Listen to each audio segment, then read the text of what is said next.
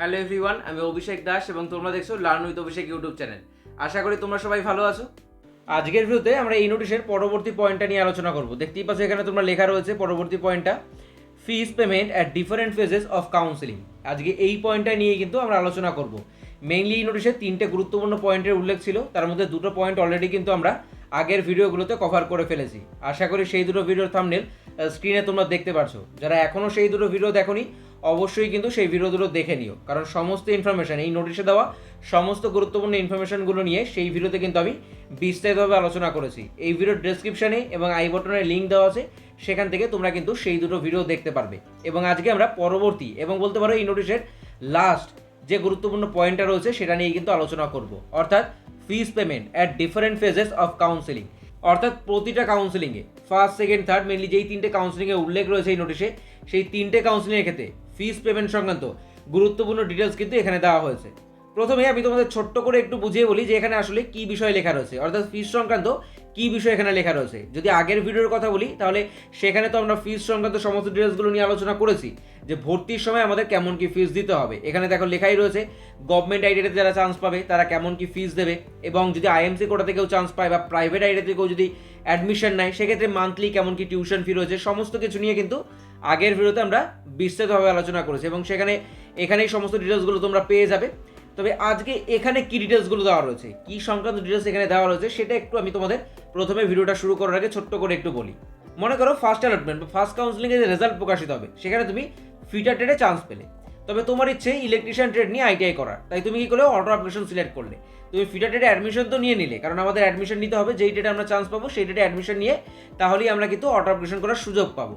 তো সেক্ষেত্রে অ্যাডমিশন তো তুমি নিয়ে নিলে, তবে তুমি অপ্ট করলে কি অটো অ্যাপ্লিকেশনের যে অপশনটা সেটা তুমি অপ্ট করলে, অর্থাৎ সেটা তুমি সিলেক্ট করলে যে না আমি অটো অ্যাপ্লিকেশন সিলেক্ট করলাম, কারণ যদি সেকেন্ড কাউন্সিলিংয়ে গিয়ে আমি ইলেকট্রিশিয়ানে চান্স পাই তাহলে আমি সেক্ষেত্রে ইলেকট্রিশিয়ানে পুনরায় অ্যাডমিশন নিয়ে নেব।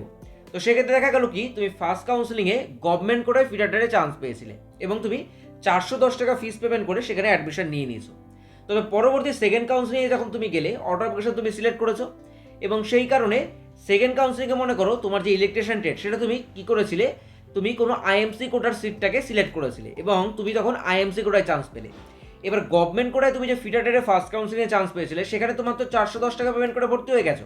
তবে যখন তুমি ইলেকট্রিশিয়ান ট্রেডটা সেকেন্ড কাউন্সিলিংয়ে গিয়ে চান্স পেলে সেখানে তুমি আইএমসি কোটায় চান্স পেয়েছো, এবং সেক্ষেত্রে গভর্নমেন্ট কোটার ফিস কত, গভর্নমেন্ট কোটার ফিস তো মাত্র 410 টাকা, তবে আইএমসি কোটার ফিস কিন্তু 410 টাকা না, আইএমসি কোটার ফিস কিন্তু অনেকটাই বেশি। তো সেক্ষেত্রে তোমায় তখন ফিসটা অ্যাডজাস্ট করতে হবে, তোমায় ফিসটা দিতে হবে। মানে মনে করো আইএমসি কোটার ফিস 1500 টাকা, তাহলে তুমি কি 410 টাকা তখন দিয়েছিলে, এখন বাদ বাকি মনে করো এখান থেকে 410 টাকা মাইনাস হয়ে যাবে, মাইনাস হয়ে যেটাই বাঁচুক না কেন সেটা তোমাকে কিন্তু আবার পেমেন্ট করতে হবে। তো এটাই মেনলি এই বিষয়টা এখানে লেখা রয়েছে। তো এই বিষয়টা কীভাবে হতে পারে, কী কনক্লুশন এখানে আসতে পারে। মনে করো একজন ক্যান্ডিডেট প্রাইভেটে চান্স পেয়েছিল প্রথম কাউন্সিলিংয়ে, অটো অ্যাপ্লিকেশনের পর সে গভর্নমেন্টে চান্স পেয়ে গেল। প্রাইভেটে যখন সে চান্স পেয়েছিল তখন সে মনে করো 2000 টাকা দিয়ে অ্যাডমিশন নিয়েছিল, পরে যখন সে গভর্নমেন্টে চান্স পেলো সেকেন্ড কাউন্সিলিংয়ে গিয়ে তখন তো ফিস 410 টাকা, তাহলে তখন সে কি করবে, তখন তো তাকে ফিস পেমেন্ট করতে হবে না, বরং সে আরও ফিস রিফান্ড পাবে, কারণ সে প্রথম কাউন্সিলিংয়ের সময় অনেক বেশি টাকা দিয়ে দিয়েছিল। তো এই যে বিষয়গুলো, এই বিষয়গুলোই কিন্তু এখানে ডিটেলসে লেখা রয়েছে। অর্থাৎ ফার্স্ট কাউন্সিলিংয়ে তুমি এইরকমভাবে চান্স পেয়েছো, পরবর্তীতে গিয়ে তুমি এইরকমভাবে চান্স পেলে, তোমার কি ফিস কীরকমভাবে অ্যাডজাস্ট করতে হবে, ফিস কি পেমেন্ট করতে হবে নাকি ফিস তুমি রিফান্ড পাবে। তো এই যে বিষয়গুলো, এই ডিটেলসগুলোই কিন্তু এখানে লেখা রয়েছে। তো এক এক করে আমরা সমস্ত পয়েন্টগুলো দেখব এবং সেখানে কী কী কনক্লুশন হতে পারে, কী কী সিচুয়েশন তৈরি হতে পারে ক্যান্ডিডেটের সাথে, এবং তাদের ফিস কেমন কি পেমেন্ট করতে হতে পারে সেই ক্ষেত্রে, বা কি তারা কি যদি রিফান্ড পাবে কি না, সমস্ত ডিটেলসগুলো এক এক করে আমরা কিন্তু কভার করব। তো প্রথমেই যদি আমি বলি, প্রথমে এখানে দেখো ক্যাটাগরি অফ অ্যাডমিশন, প্রথম যে পয়েন্টটা এখানে লেখা রয়েছে ক্যাটাগরি অফ অ্যাডমিশন, তারপরে এখানে রয়েছে first phase admission fees deposition, অর্থাৎ প্রথম কাউন্সিলিংয়ে তুমি চান্স পেলে এবং তুমি যে ফিস ডিপোজিট করবে তার অ্যামাউন্টটা এখানে লেখা রয়েছে, তারপরে আপগ্রেডেশনের অপশনটা রয়েছে, এবং সবশেষে এখানে রয়েছে রিমার্কস। এক এক করে পয়েন্টগুলো ধরবো এবং আমরা খুব সুন্দর করে কিন্তু বোঝার চেষ্টা করব। তোমাদের সবার উদ্দেশ্যে বলছি ভিডিওটা খুব মনোযোগ সহকারে দেখবে, সমস্ত ডাউট কিন্তু এই ভিডিও থেকেই ক্লিয়ার হয়ে যাবে। তোমরা ভিডিওটা ভালো করে দেখলে দেখবা কমেন্ট করার কিন্তু প্রয়োজন পড়বে না, কমেন্ট সেক্ষেত্রেই করতে হবে যদি ভিডিওটা না দেখো। তাই আমি বারবার বলছি ভিডিওটা কিন্তু মনোযোগ সহকারে দেখো, দেখবে সমস্ত ডাউট ক্লিয়ার হয়ে গেছে। তো প্রথমেই যে পয়েন্টটা এখানে রয়েছে, অর্থাৎ প্রথম যে ক্যাটাগরি অফ অ্যাডমিশন পয়েন্টটা এখানে দেখো রয়েছে ট্রেনিজ অ্যাডমিটেড আন্ডার গভর্নমেন্ট কোটা। অর্থাৎ আমি যেটা একটু আগেই বললাম, মনে করো ফার্স্ট কাউন্সিলিংয়ের রেজাল্ট বেরোলো এবং তুমি একজন ক্যান্ডিডেট যে গভর্নমেন্ট কোটায় চান্স পেলে, গভর্নমেন্ট কোটায় তুমি চান্স পেয়েছিল ফার্স্ট কাউন্সিলিংয়ে, এবং তুমি গভর্নমেন্ট কোটায় যেহেতু চান্স পেয়েছো, তোমার যে ডিপোজিশন, অ্যাডমিশনের জন্য তোমার যে ফিস ডিপোজিশন, সেটা কত করতে হবে? 410 টাকা। ক্লিয়ার? 410 টাকা করলে এবার তুমি অটো আপগ্রেশনের যে অপশানটা রয়েছে সেটা তুমি সিলেক্ট করলে। কোনো কারণে তোমার আইটিআই কলেজ পছন্দ হয়নি, কোনো কারণে তোমার ট্রেড পছন্দ হয়নি, সেক্ষেত্রে তুমি অটো আপগ্রেশনের যে অপশান, সেই অপশানটা অ্যাডমিশনের পর অপ্ট করলে বা সিলেক্ট করলে। তো কী কী হতে পারে এখানে? গভর্নমেন্ট কোটা থেকে পুনরায় তুমি আবার গভর্নমেন্ট কোটাতেই চান্স পেলে, অর্থাৎ সেকেন্ড কাউন্সিলিংয়ে যখন রেজাল্ট বেরোলো, অটো আপগ্রেশন তুমি সিলেক্ট করেছিলে, সেকেন্ড কাউন্সিলিংয়ে যখন রেজাল্ট বেরোলো তখন কী হলো? তুমি প্রথম কাউন্সিলিংয়ে তো গভর্নমেন্ট কোটায় চান্স পেয়েছিলে, দ্বিতীয় কাউন্সিলিংও তুমি পুনরায় কী হলো? গভর্নমেন্ট কোটাতেই চান্স পেয়েছো। তো সেক্ষেত্রে এখানে রিমার্কসে দেখো কী লেখা রয়েছে, no extra fees required, fees will be adjusted. অর্থাৎ নতুন করে তোমায় আর কিন্তু কোনো প্রকার ফিস পেমেন্ট করতে হবে না, কারণ তুমি প্রথম কাউন্সিলিংয়ে গভর্নমেন্ট কোটাতেই চান্স পেয়েছিলে এবং অটো অ্যাপ্লিকেশন সিলেক্ট করার পর দ্বিতীয় কাউন্সিলিংয়ে তোমার ট্রেডটা ভালোই চেঞ্জ হয়েছে, মনে করো ট্রেডটা চেঞ্জ হয়ে গেছে, কিন্তু পুনরায় সেটা আবার গভর্নমেন্ট কোটাতেই তুমি চান্স পেয়েছো। তো সেক্ষেত্রে তোমায় নতুন করে আর কিন্তু ফিস পেমেন্ট করতে হবে না, কারণ সেক্ষেত্রেও 410 টাকাই ফিস, তো নতুন করে তোমায় আর কিন্তু ফিস পেমেন্ট করতে হবে না। ক্লিয়ার? তবে মনে করো তুমি গভর্নমেন্ট কোটায় চান্স পেয়েছিলে, পরবর্তী কাউন্সিলিংয়ে গিয়ে তুমি ইঞ্জিনিয়ারিং ট্রেডে, আইএমসি কোটার ইঞ্জিনিয়ারিং ট্রেডে চান্স পেলে, তো সেক্ষেত্রে তোমায় কী করতে হবে? দেখো রিমার্কস এখানে লেখা রয়েছে, রুপিস 903, 903 টাকা extra has to pay by the candidate. অর্থাৎ সেক্ষেত্রে তোমায় 903 টাকা কিন্তু তখন এক্সট্রা পেমেন্ট করতে হবে। অর্থাৎ প্রথমে তুমি 410 টাকা পেমেন্ট করেছিলে, পরবর্তীতে কাউন্সিলিংয়ে গিয়ে অটো অপশন সিলেক্ট করার জন্য আইএমসি কোটার ইঞ্জিনিয়ারিং ট্রেডে তুমি চান্স পেয়েছো এবং সেই কারণে তোমায় এক্সট্রা 903 টাকা কিন্তু তখন পেমেন্ট করতে হবে। আরেকটা কীরকম সিচুয়েশন হতে পারে? গভর্নমেন্ট কোটায় তুমি চান্স পেয়েছিলে, পরবর্তীতে তুমি আইএমসি কোটার নন ইঞ্জিনিয়ারিং একটি ট্রেডে চান্স পেয়েছো, সেক্ষেত্রে দাদা রিমার্কসে দেখো কী লেখা রয়েছে, 703 টাকা তোমায় কিন্তু এক্সট্রা পেমেন্ট করতে হবে। অর্থাৎ আইএমসি কোটার ইঞ্জিনিয়ারিং ট্রেডে যদি চান্স পাও তাহলে 903 টাকা, নন ইঞ্জিনিয়ারিং ট্রেডে যদি চান্স পাও তাহলে 703 টাকা এক্সট্রা তখন গিয়ে কিন্তু পেমেন্ট করতে হবে। আরেকটা সিচুয়েশন কী হতে পারে? গভর্নমেন্ট কোটায় চান্স পেয়েছিলে, পরবর্তীতে গিয়ে প্রাইভেট আইটিআইয়ের ইঞ্জিনিয়ারিং কোটায় তুমি চান্স পেলে, সেক্ষেত্রে কত এক্সট্রা পেমেন্ট করতে হবে? 2167 টাকা তোমায় কিন্তু তখন এক্সট্রা পেমেন্ট করতে হবে। Has to pay by the candidate, no refund to the candidates. সেক্ষেত্রে তোমাদের কিন্তু কোনো প্রকার রিফান্ড এটা দেওয়া হবে না। অর্থাৎ 2167 টাকা যেটা তুমি পেমেন্ট করলে, মনে করলে তুমি তখন আবার অটো অ্যাপ্লিকেশন সিলেক্ট করলে এবং থার্ড কাউন্সিলিংয়ে গিয়ে এটা আবার চেঞ্জ হলো, তখন এই যে অ্যামাউন্টটা যেটা প্রাইভেট আইটিআইতে তুমি পে করেছো প্রাইভেট আইটিআইতে অ্যাডমিশন নেওয়ার জন্য, সেটা তুমি তখন কিন্তু আর রিফান্ড পাবে না। ক্লিয়ার? আরেকটা কীরকম সিচুয়েশন হতে পারে? গভর্নমেন্ট কোটা টু প্রাইভেট আইটিআই নন ইঞ্জিনিয়ারিং কোটা। অর্থাৎ গভর্নমেন্ট কোটায় তুমি চান্স পেয়েছিলে, তারপর তুমি অটো অ্যাপ্লিকেশন সিলেক্ট করার পর প্রাইভেট আইটিআই নন ইঞ্জিনিয়ারিং ট্রেডে চান্স পেলে, তাহলে সেক্ষেত্রে তোমায় 1767 টাকা এক্সট্রা কিন্তু পে করতে হবে। অর্থাৎ প্রাইভেট আইটিআইয়ের ইঞ্জিনিয়ারিং ট্রেডে চান্স পেলে 2167 টাকা, নন ইঞ্জিনিয়ারিং ট্রেডে চান্স পেলে 1767 টাকা তোমায় কিন্তু পেমেন্ট করতে হচ্ছে। তাহলে পুরো বিষয়টা ক্লিয়ার হলো। ফার্স্ট কাউন্সিলিংয়ে তুমি গভর্নমেন্ট কোটাতে চান্স পেয়েছিলে এবং তুমি 410 টাকা পেমেন্ট করে অ্যাডমিশন নিয়েও নিয়েছিলে, তারপর তুমি অটো অ্যাপ্লিকেশনকে সিলেক্ট করেছো। পরবর্তী কাউন্সিলিংয়ে গিয়ে কী কী সিচুয়েশন তোমার সামনে আসতে পারে? গভর্নমেন্ট কোটা থেকে গভর্নমেন্ট কোটায় পুনরায় তুমি চান্স পেতে পারো, গভর্নমেন্ট কোটা থেকে আইএমসির ইঞ্জিনিয়ারিং কোটায় তুমি চান্স পেতে পারো, গভর্নমেন্ট কোটা থেকে আইএমসির নন ইঞ্জিনিয়ারিং কোটায় তুমি চান্স পেতে পারো, গভর্নমেন্ট কোটা থেকে প্রাইভেট আইটিআইয়ের ইঞ্জিনিয়ারিং কোটায় তুমি চান্স পেতে পারো, আবার গভর্নমেন্ট কোটা থেকে প্রাইভেট আইটিআইয়ের নন ইঞ্জিনিয়ারিং কোটায় তুমি চান্স পেতে পারো। এই কটা সিচুয়েশন কিন্তু তোমার সামনে আসতে পারে যদি তুমি অটো অ্যাপ্লিকেশন সিলেক্ট করো, কারণ যখন আমরা চয়েস ফিলিং করছি তখন আমরা কিন্তু একাধিক ট্রেড সিলেক্ট করছি, হয়তো সেটা গভর্নমেন্ট কোটার মধ্যে পড়ছে, হয় কোনো ট্রেড আইএমসি কোটার মধ্যে পড়ছে, হয় কোনো ট্রেড প্রাইভেট আইটিআইয়ের মধ্যে পড়ছে, ইঞ্জিনিয়ারিং ট্রেডের মধ্যে পড়তে পারে, নন ইঞ্জিনিয়ারিং ট্রেডের মধ্যে পড়তে পারে। তো সেই ক্ষেত্রে ম্যাক্সিমাম এই সিচুয়েশনগুলো কিন্তু আসতে পারে।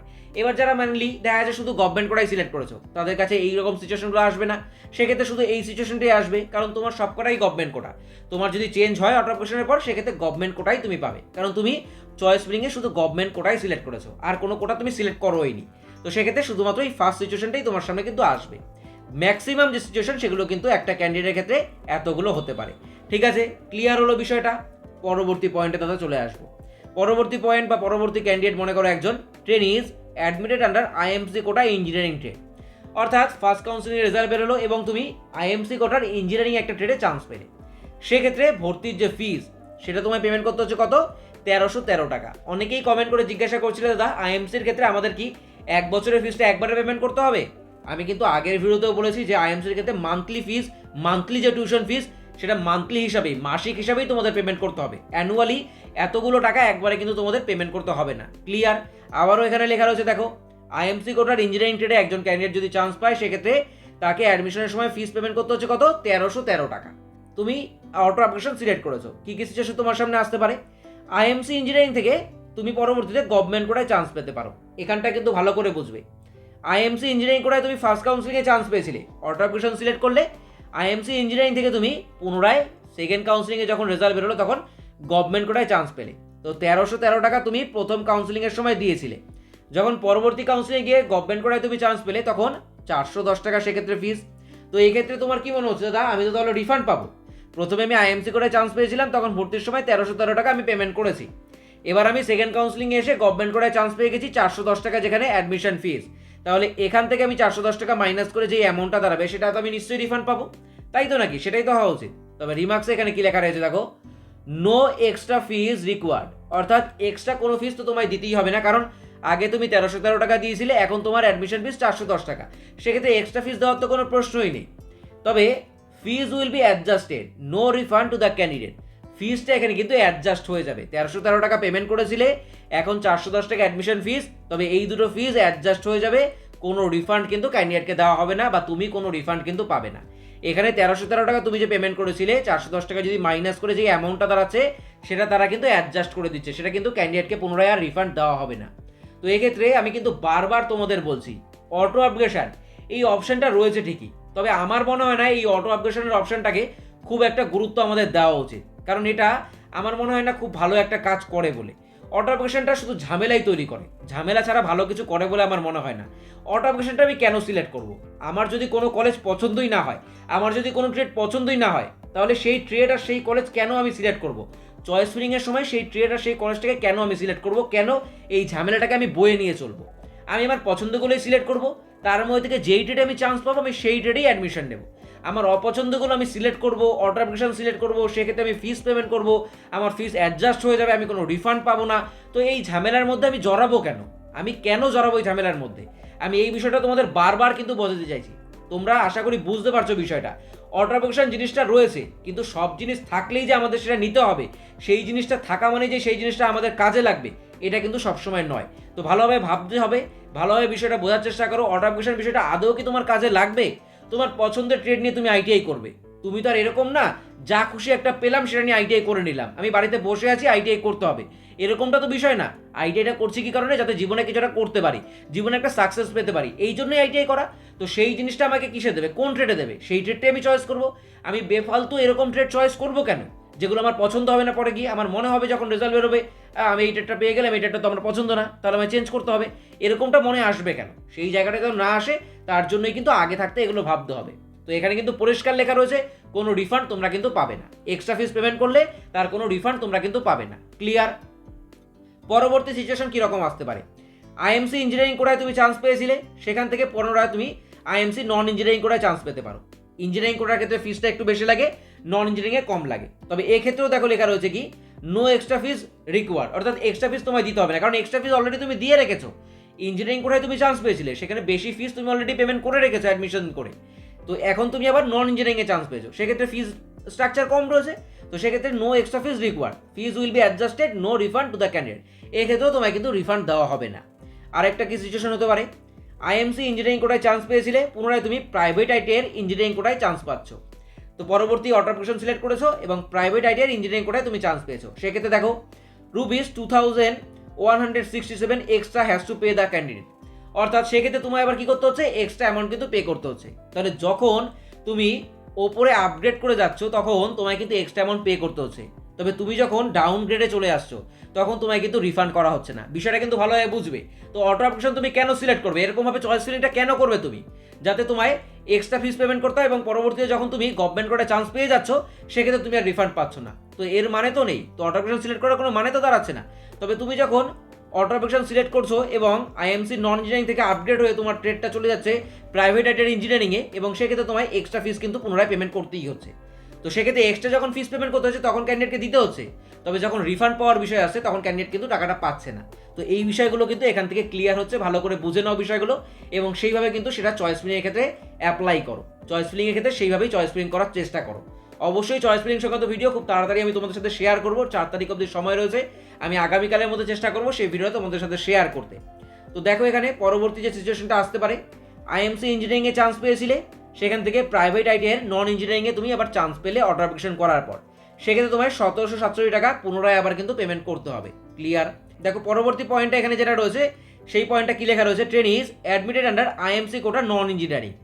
অর্থাৎ তুমি ফার্স্ট কাউন্সিল রেজাল্ট বেরোলে এবং তুমি অ্যাডমিট হলে কোথায়, আইএমসি কোটা নন ইঞ্জিনিয়ারিং একটি ট্রেডে, সেক্ষেত্রে তোমার যে অ্যাডমিশন ফিস সেটা কত পেমেন্ট করতে হবে, 1113 টাকা। এবং তারপর তুমি অটো অ্যাপ্লিকেশন সিলেক্ট করলে এবং সেক্ষেত্রে পরবর্তী কাউন্সিলিংয়ে কী কী সিচুয়েশন তোমার সামনে আসতে পারে সেগুলো কিন্তু এখানে লেখা রয়েছে। প্রথমে কী সিচুয়েশন আসতে পারে দাদা, আইএমসি নন ইঞ্জিনিয়ারিংয়ে তুমি চান্স পেয়েছিলে, সেখান থেকে গভর্নমেন্ট কোটায় তুমি চান্স পেলে, অর্থাৎ 1113 টাকা অ্যাডমিশন ফি পেমেন্ট করেছিলে তুমি ফার্স্ট কাউন্সিলিংয়ে যখন আইএমসি নন ইঞ্জিনিয়ারিং ট্রেডে চান্স পেয়েছিলে, এবং পুনরায় তুমি গভর্নমেন্ট কোটায় চান্স পেলে অটো অ্যাপ্লিকেশন করার পর, তাহলে তখন তোমায় 410 টাকা ফিস পেমেন্ট করার কথা। তো এক্ষেত্রে এখানে লেখা রয়েছে দেখো, no extra fees required. Extra ফিসও দেওয়ার কোনো প্রয়োজনই আসছে না, অনেক বেশি ফিস তুমি অলরেডি পেমেন্ট করে রেখেছো। Fees will be adjusted, no refund to the candidate. এক্ষেত্রেও তোমায় কিন্তু কোনো প্রকার রিফান্ড দেওয়া হবে না। ক্লিয়ার? আইএমসি নন ইঞ্জিনিয়ারিংয়ে তুমি চান্স পেয়েছিলে, পুনরায় তুমি আইএমসির ইঞ্জিনিয়ারিং কোটায় চান্স পেলে, সেক্ষেত্রে এখানে দেখো 200 টাকা কিন্তু এক্সট্রা তোমায় পেমেন্ট করতে হচ্ছে, কারণ নন ইঞ্জিনিয়ারিংয়ের ক্ষেত্রে অ্যাডমিশন ফিসটা কিন্তু কম এবং ইঞ্জিনিয়ারিং ট্রেডের ক্ষেত্রে অ্যাডমিশন ফিসটা কিন্তু বেশি, সেই ক্ষেত্রে 200 টাকা কিন্তু এক্সট্রা তোমায় আবার পেমেন্ট করতে হবে। ক্লিয়ার? আইএমসি নন ইঞ্জিনিয়ারিংয়ে চান্স পেয়েছিলে, সেখান থেকে প্রাইভেট আইটিআইয়ের ইঞ্জিনিয়ারিং কোটায় তুমি আবার চান্স পেলে, সেক্ষেত্রে 2167 টাকা তোমায় কিন্তু আবার পেমেন্ট করতে হবে। আইএমসি নন ইঞ্জিনিয়ারিংয়ে চান্স পেয়েছিলে, পুনরায় প্রাইভেট আইটিআইয়ের নন ইঞ্জিনিয়ারিং কোটায় চান্স পেলে, সেক্ষেত্রে 1767 টাকা পুনরায় তোমায় আবার কিন্তু পেমেন্ট করতে হবে। ক্লিয়ার? পরবর্তী সিচুয়েশন দাদা দেখো, পরবর্তী যে ক্যান্ডিডেট বা পরবর্তী যে বিষয়টা এখানে রয়েছে, trainee is under private quota engineering. অর্থাৎ তুমি ফার্স্ট কাউন্সিলিংয়ে যে রেজাল্ট বেরোলো সেখানে প্রাইভেট আইটিআইয়ের ইঞ্জিনিয়ারিং ট্রেডে চান্স পেলে, তোমার অ্যাডমিশন ফিস পেমেন্ট করতে হবে কত, 2397 টাকা। এবং এক্ষেত্রে কী কী সিচুয়েশন তোমার সামনে আসতে পারে সেটা দেখো এখানে কিন্তু লেখা রয়েছে। প্রাইভেট আইটিআইতে চান্স পেয়েছিলে ইঞ্জিনিয়ারিং কোটাতে, সেখান থেকে গভর্নমেন্ট কোটায় চান্স পেলে both engineering and non engineering ট্রেডে, সেক্ষেত্রে 180 টাকা তোমায় কিন্তু এক্সট্রা পেমেন্ট করতে হবে। ক্লিয়ার? প্রাইভেট আইটিআইয়ের ইঞ্জিনিয়ারিং কোটায় চান্স পেয়েছিলে, সেখান থেকে আইএমসি কোটায় চান্স পেলে, আইএমসির ইঞ্জিনিয়ারিং কোটায়, সেক্ষেত্রে 1083 টাকা তোমায় কিন্তু এক্সট্রা পেমেন্ট করতে হবে, অর্থাৎ যেটা টিউশন ফি। প্রাইভেট আইটিআইয়ের ইঞ্জিনিয়ারিং কোটায় চান্স পেয়েছিলে, সেখান থেকে আইএমসি নন ইঞ্জিনিয়ারিং কোটায় চান্স পেলে, সেক্ষেত্রে 883 টাকা তোমায় কিন্তু এক্সট্রা পেমেন্ট করতে হবে। এক্ষেত্রে আমি তোমাদের একটা কথা বলি, ভুলেও কেউ কখনো প্রাইভেট আইটিআইটাকে সিলেক্ট করো না। প্রাইভেট আইটিআইয়ের অপশনটা প্রথমে কেউ রাখবে না, সেক্ষেত্রে সব থেকে বড় কিন্তু এই রকম সিচুয়েশনটা দাঁড়াচ্ছে যে প্রথমে তুমি এক গাদা অ্যামাউন্ট পেমেন্ট করছো, তারপরে তুমি যদি পুনরায় আবার দেখা যাচ্ছে অটো অ্যাপ্লিকেশন সিলেক্ট করার পর গভর্নমেন্ট কোটায় চান্স পেয়ে গেলে বা আইএমসি কোটায় চান্স পেয়ে গেলে, তাহলে পুরো টিউশন ফিটা আবার কিন্তু তোমায় পেমেন্ট করতে হচ্ছে। দেখো এখানে আইএমসির যে টিউশন ফি সেটা পুনরায় তোমায় পেমেন্ট করতে হচ্ছে, তুমি 2397 টাকা অলরেডি ফার্স্ট কাউন্সিলিং পেমেন্ট করে দিয়েছো, পুনরায় আবার আইএমসিতে তুমি চান্স পেয়েছো বলে আইএমসির যে টিউশন ফি সেটা তোমায় আবার পেমেন্ট করতে হচ্ছে। ইভেন গভর্নমেন্ট কোটায়ও চান্স পেলে সেখানে যে টিউশন ফি 180 টাকা সেটা তোমায় আবার পেমেন্ট করতে হচ্ছে। তাই আমি প্রত্যেককে বলবো প্রাইভেট আইটিআইয়ের যে অপশনগুলো রয়েছে সেগুলো ভুলেও প্রথমে চয়েস ফিলিংয়ের সময় সিলেক্ট করবে না, একদম ভুলেও না। এরপর পরবর্তী যে সিচুয়েশন সেটা কি আসতে পারে, প্রাইভেট আইটিআইয়ের ইঞ্জিনিয়ারিং কোটা থেকে আদার প্রাইভেট আইটিআইয়ের ইঞ্জিনিয়ারিং কোটা।